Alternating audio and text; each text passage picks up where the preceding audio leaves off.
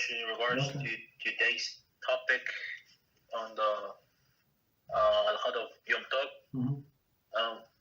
So what happens when, let's say, a couple, they're married, and one of them is religious and the other one is not? I mean, one of them is in an advanced stage of his Teshuvah process, and the other one simply doesn't care about anything.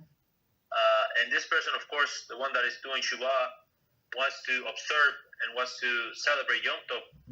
But considering his couple, his partner doesn't want to know anything about Torah, I mean, he wouldn't be allowed to cook anything for his partner or whatever. So what should this person do? Should he go and celebrate Yom Tov somewhere else, or? No, that's not. You're asking very hard questions. So I mean, it's individual approach. So basically, a person has to try as much as he can or she can, and see if these relations are going anywhere.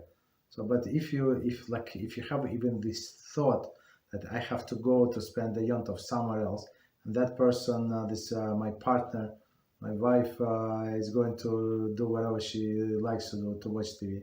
So what kind of family is it? So for me, it's the most important time of the year, like the space of all this Sukkot, and for sure it's like another Saturday and Sunday. So you understand. So we try to bring them close as much as we can. But when we see like it's not working out, so we have to decide how we want to live our life. Sometimes people are so stubborn; they don't want to change, they don't want to grow. So maybe it's time to separate.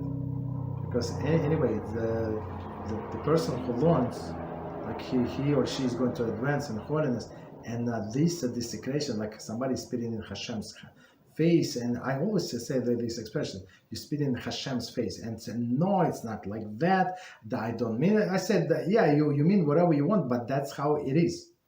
Hashem tells you what to do, and you spit in his face, you say, it does not apply to me. He said that my Torah was given for all of the generations. You said, yes, for all of the generations besides me, because I'm a special person with special circumstances.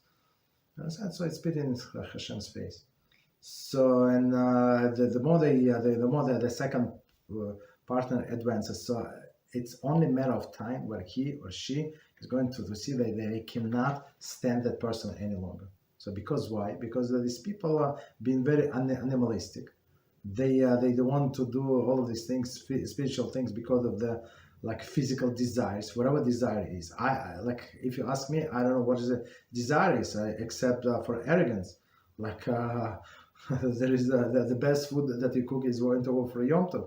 The best meals, the best clothing, like everything for Yom Tov, right? What could be better? Your family comes together, you going to them, whatever.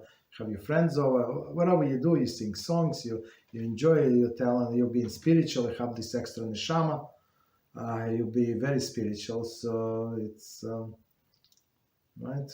So it's only a matter of time until it's going to blow up in somebody's face. So if you see it's not going anywhere, so it's, what can you do? It's time to split.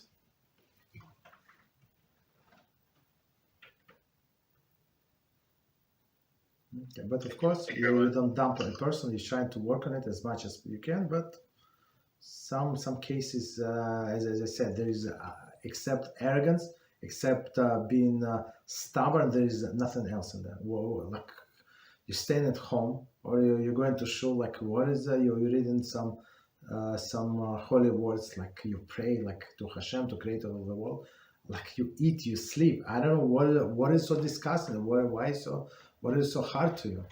Just turn off your phone completely for holidays, for 2 days, complete days. So what is 48 hours, for 50 hours, whatever, till the Yom Tov. It's for 50 hours. So no, you do not care who ping you, who send you email, text message.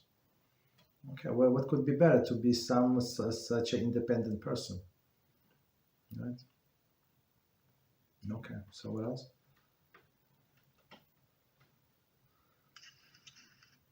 Rabbi.